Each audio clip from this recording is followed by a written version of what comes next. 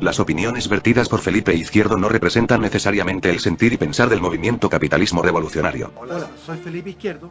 Habíamos hablado de los inicios de la conquista de Chile y cómo fue la batalla de Andalién, que en realidad no la describí, pero cuenta Jerónimo Vivar que esa fue una batalla inmensa donde los indios iban cada uno con sus ornamentas, o sea, en lo menos uniformado que hay.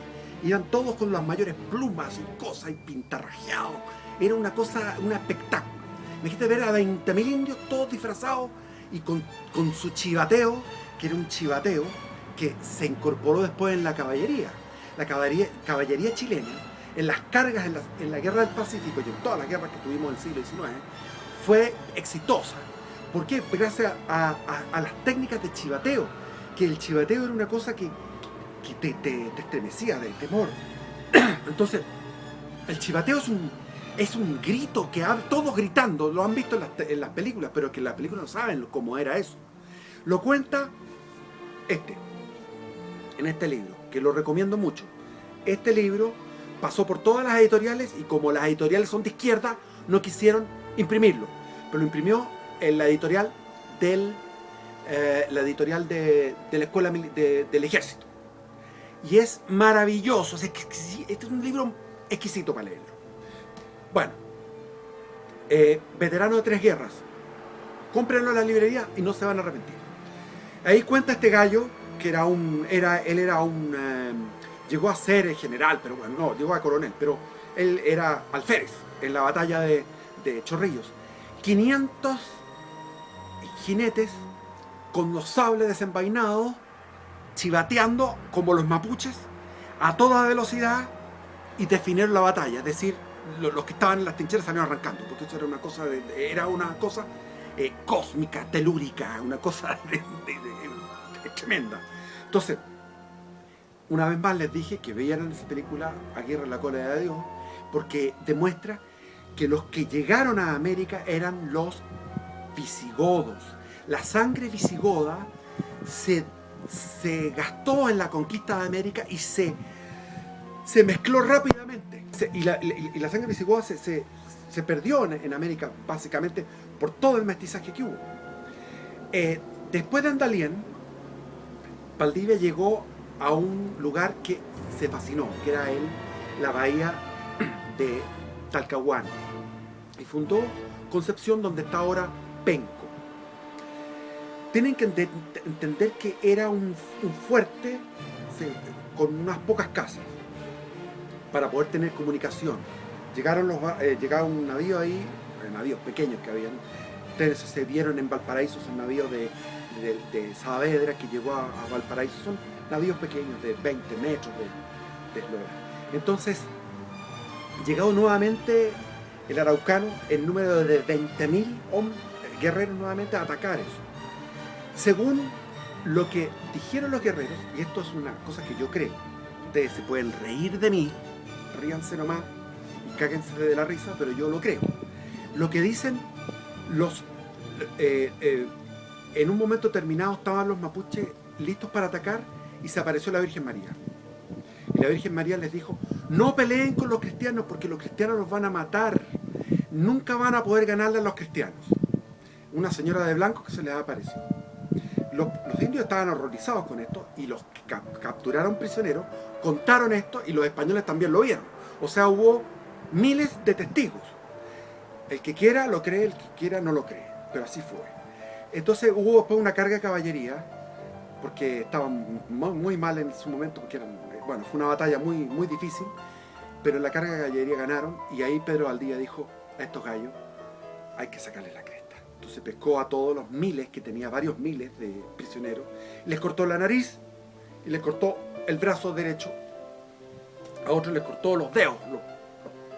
Y ellos mismos lo cuentan. Ellos lo cuentan como algo lo más natural. Entonces ahora todos dicen: no, es que estos son unos malos, terribles. Uno no puede juzgar con la ética que tenemos nosotros ahora, siglo XXI, siglo XX, ni siquiera en el XX, siglo XXI. La ética del siglo XXI es tremendamente exigente.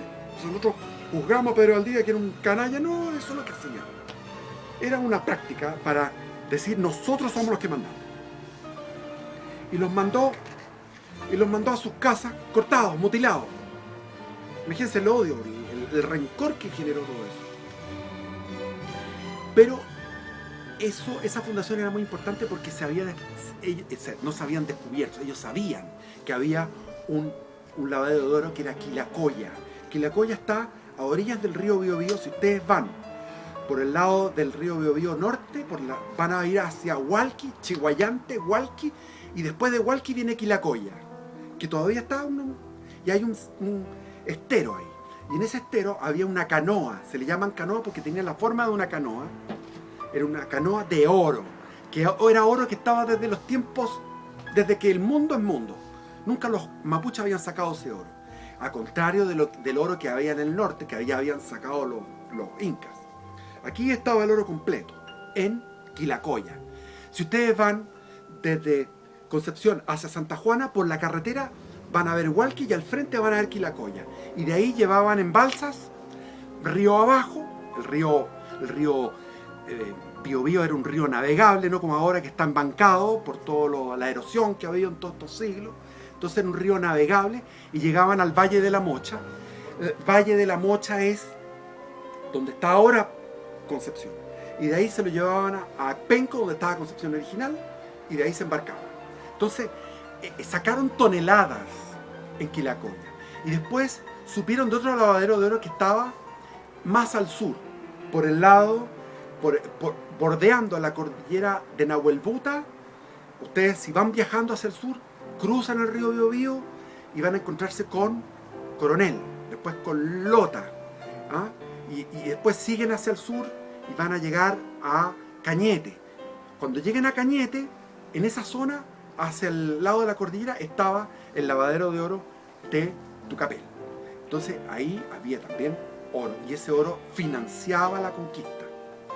Acuérdense que aquí no había aportes del Estado, del Reino Español, eran una empresa privada. Y Valdivia se fue hacia allá, fundó Cañete, fundó Angol, fundó Nueva Imperial, fundó Villarrica, en el lago Villarrica. Ustedes conocen Villarrica, la misma que es ahora, y después fundó Valdivia, que fue la última ciudad que fundó. Valdivia le puso su apellido porque el lugar era extraordinario, hasta el día de hoy es extraordinario. Imagínense cómo haber sido en ese momento, con unos bosques nativos gigantes, unos árboles tremendos, a orillas de un río que parece que está uno en un río de Europa. Entonces debe haber sido algo extraordinario, y por eso Valdivia consideró que ese era un lugar para poner su apellido, la ciudad de Valdivia, que además había un brazo de río que pasaba. Entonces Valdivia era como una isla. Todo lo que ahora, Valdivia era una isla. Entonces estaba el río Valdivia, el río Calle Calle, ¿ya? Y después el río había hecho a veces algún atajo cruzando, y eso era una zona pantanosa. Entonces era de muy buena defensa, y estaba conectado por el mar, por el río Valdivia. Todos conocen ahí eso, han ido a ver los fuertes, me imagino. Y después siguió más al sur y llegó Valdivia llegó hasta el lago Ranco. Vio el nacimiento del río Bueno, y en ese lugar él quería seguir hacia el sur cuando llega un mensajero a Matacaballo para contarle que los indios se habían sublevado, los indios que estaban en la zona del lavadero de oro.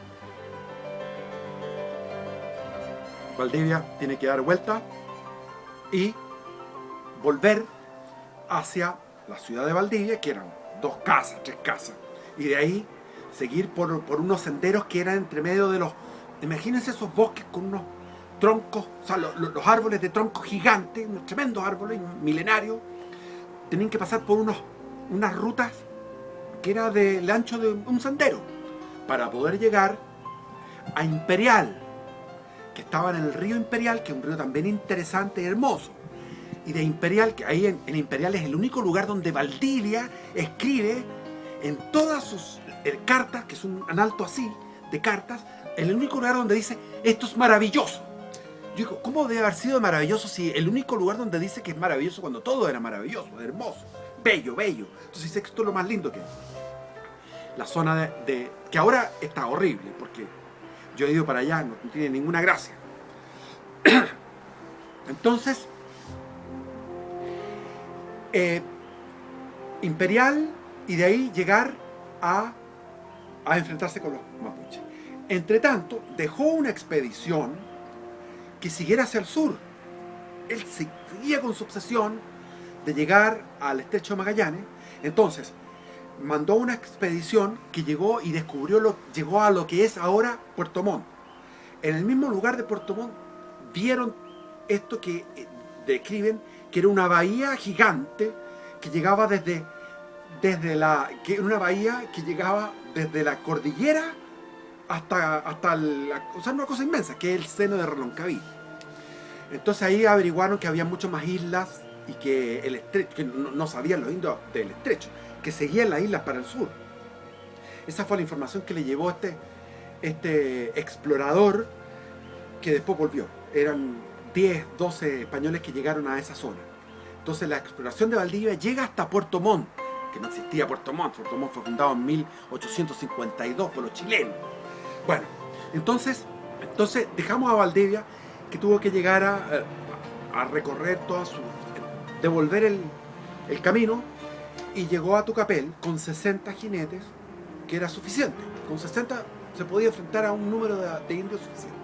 Lo que pasa es que ustedes saben, Lautaro ocupó lo que se llama la cantidad de indios y hacer rotar un cuerpo de ejército después otro cuerpo. Tenía 3 cuerpos de ejército que se iban rotando, entonces se iban cansando a los españoles, y esa fue la manera de ganar. Y así perdió Valdivia.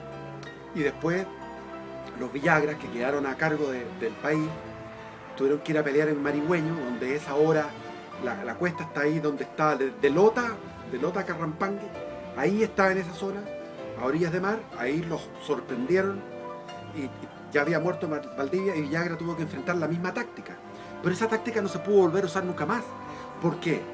Porque los araucanos se contaminaron con todo con los virus de los españoles, y vino una mortandad tremenda. Entonces ya no tenían esa superioridad numérica. Y por otro lado vino una sequía muy grande, donde murieron, o sea, después de las grandes victorias, después de que los españoles tuvieron que abandonar Concepción, llegó Lautaro, quemó Concepción y quería ir hacia Santiago. Pero no pudo en ese momento, porque vino la sequía y vino la peste. Entonces, esos triunfos iniciales, que eran basados en el número, tuvo que dejarse como antecedente. Nunca más se volvió a repetir. Entonces, ya empezó el genio militar araucano tuvo que empezar a idear nuevas estrategias, nuevas técnicas, que empezó después. Vinieron uno tras otro los gobernadores. Cada gobernador nuevo venía con refuerzos de soldados, cada gobernador venía con más plata, con ropa, con pólvora, con nuevos cañones, con nuevos arcabuces, con más armas, y cada gobernador llegaba a luchar contra los mapuches, contra los araucanos, y fracasaba. Y así llegamos a 50 años de guerra ininterrumpida. La derrota de Valdivia, que nadie se la esperó. Después, la derrota de Francisco Villagra en Marigüeño, la quema de Concepción, la insurrección general, y la destrucción de todas las ciudades. También le siguieron los Pomaucaes, y también le siguieron los Huilliches. Pero todo esto se paró porque vino la peste que traían los españoles, que eran todos los gérmenes, que trajo mucha mortandad y un año de mucha sequía. Entonces eso no le permitió a Lautaro ejecutar en forma inmediata lo que él quería, que era llegar a Santiago y a arrasar y dejar a los españoles lejos. O sea, que no volvieran más a ningún territorio chileno, para que no hubiera ninguna cabeza de playa para que los estuviera atacando. Eso es lo que pasaba, que Santiago se constituyó en una especie de cabeza de playa, porque era lo único que quedaba. Y vinieron, bueno, todos saben, García Hurtado de Mendoza, etc., Rodrigo de Quiroga, etc. Vino uno tras otro, cada uno, cuando se quedaron, antes de que llegara García Hurtado de Mendoza, el Pedro de Villagra, era un tipo tan guerrero, que tenían tan pocos recursos, que volvieron a reconstruir Concepción, fueron a la zona de lo que se llama ahora el lago Yeuyeu. Imagínense dónde han metido. En el lago Yeuyeu tuvieron guerras en las islas del lago Yeuyeu, y cuenta el mismo Jerónimo de Vivar que los indios se tiraban al lago y no sabían nadar. Yo no entiendo eso, que no supieran nadar, se morían ahogados. Bueno, entonces sería largo de contar, porque estos son 2 tomos de la historia de Encina, donde va uno tras otro. De repente aparecen ejércitos, 800 araucanos montados, que van y dejan la escoba.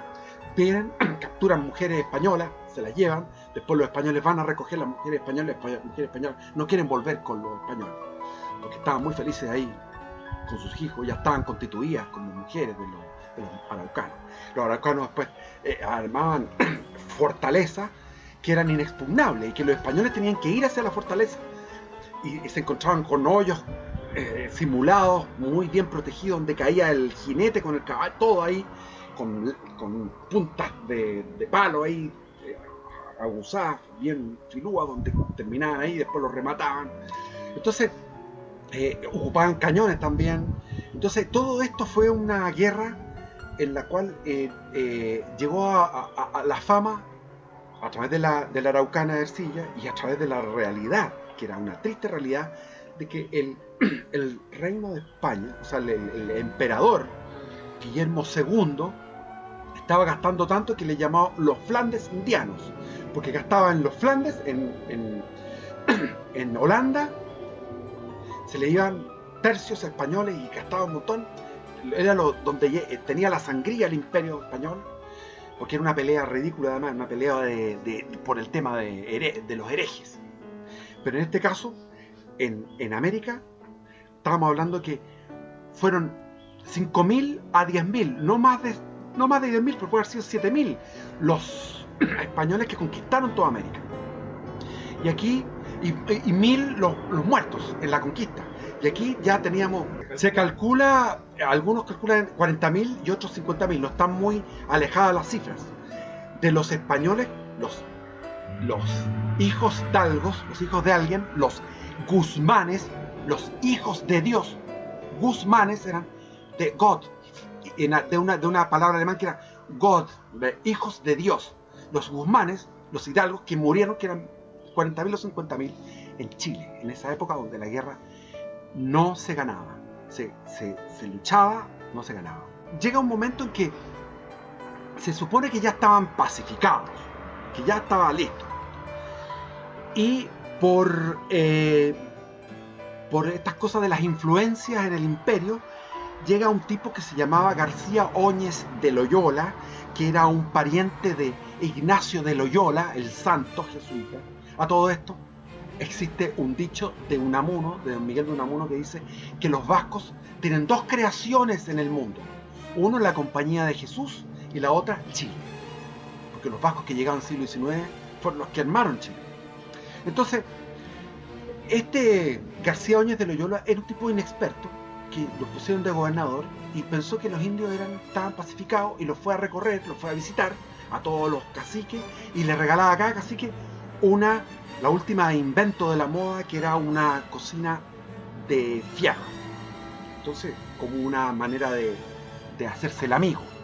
Y esto los araucanos lo encontraban como, cuando alguien te viene a buscar la amistad, es porque realmente el tipo te tiene miedo. No entendían la generosidad ni el altruismo como una cosa natural que la civilización cristiana occidental la practica. No, para ellos esto era señal de debilidad.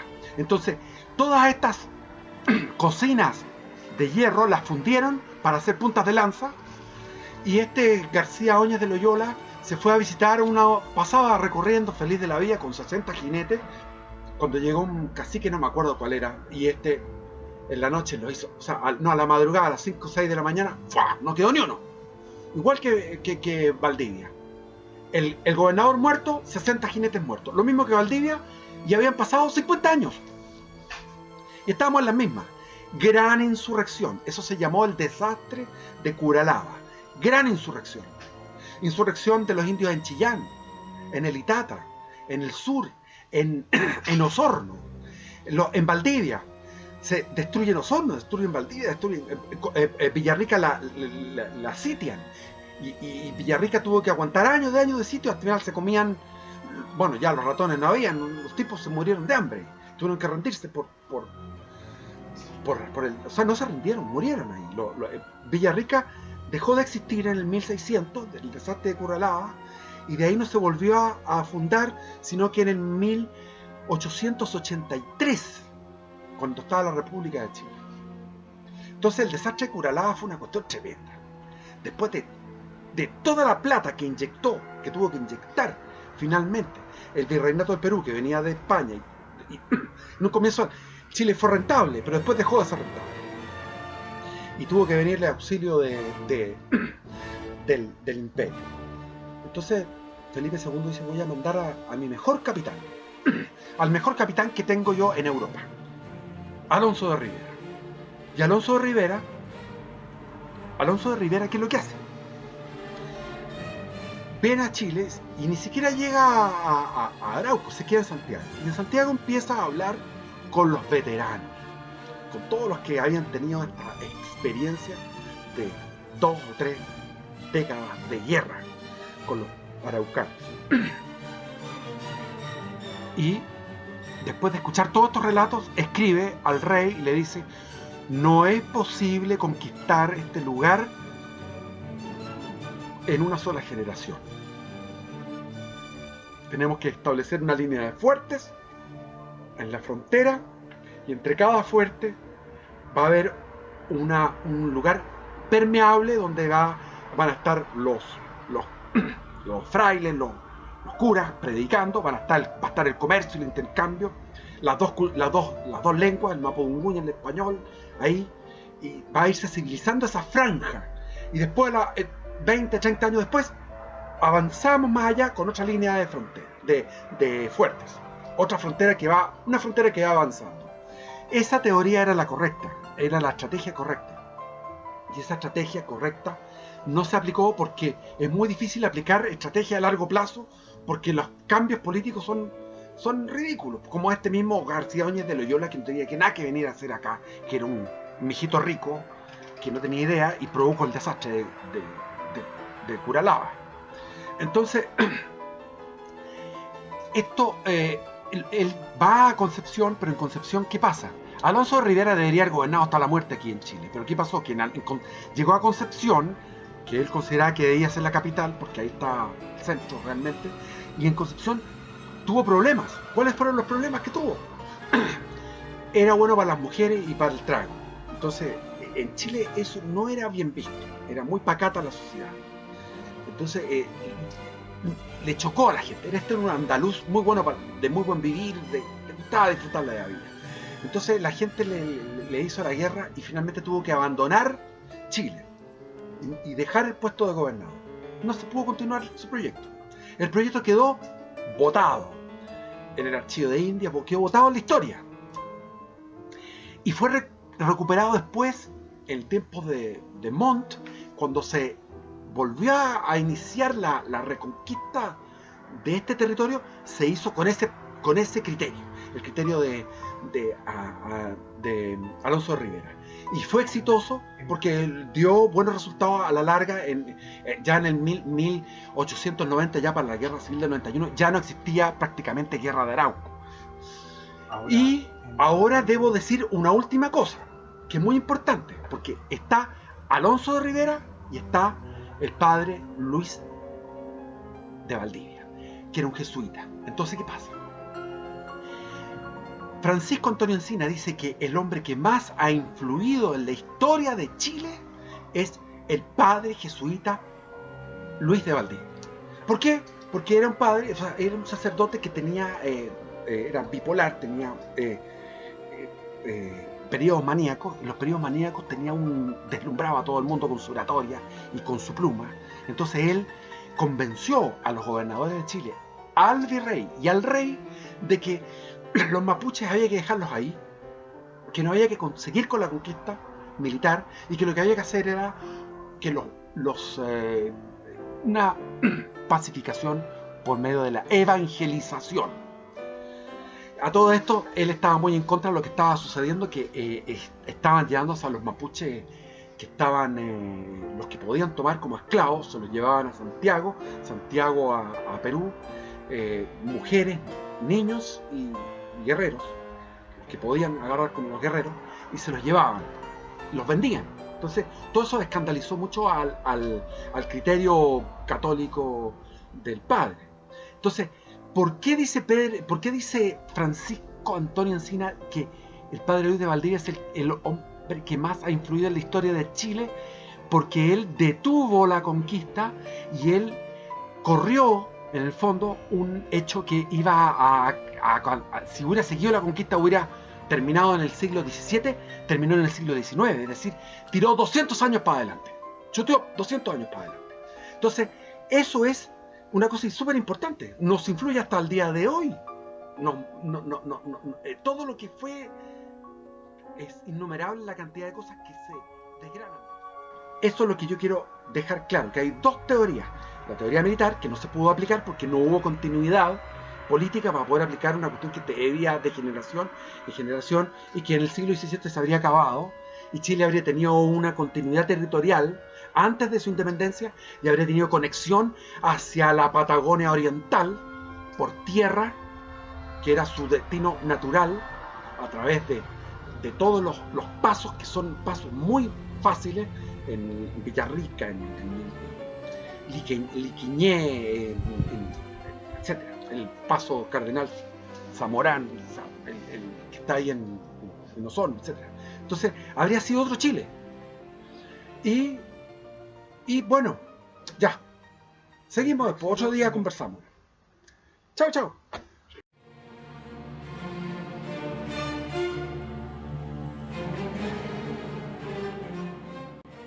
Las opiniones vertidas por Felipe Izquierdo no representan necesariamente el sentir y pensar del movimiento capitalismo revolucionario.